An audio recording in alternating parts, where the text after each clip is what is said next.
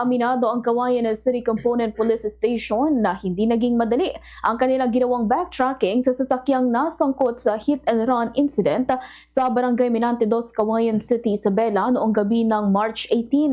Sa panayam ng Bombo Radyo Kawayan kay Police Lieutenant Colonel Avelino Canceran Jr., ang hepe ng Kawayan City Component Police Station, sinabi niya na kinailangan nilang makipag-ugnayan sa iba't ibang pribadong establishmento para matukoy ang tinahak ng sasakyan sangkot sa insidente. Pangunahin na ang mga CCTV camera upang masundan ang ruta ng sasakyan.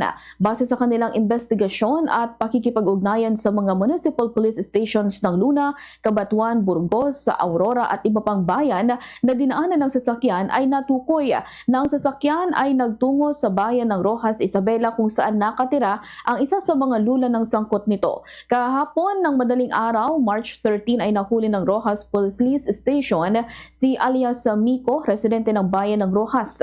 Sa ngayon ay patuloy pa rin ang paghahanap sa isa pang suspect na siyang driver ng sasakyan na agad tumakas matapos mangyari ang aksidente. Ganito ang bahagi ng pahayag ni Police Lieutenant Colonel Avelino Canceran Jr. Kita natin sa video CCTV footages at talagang nakakaawa yung pinamasa nitong biktima. Halos 50 meters na nakalagkad ng van nga.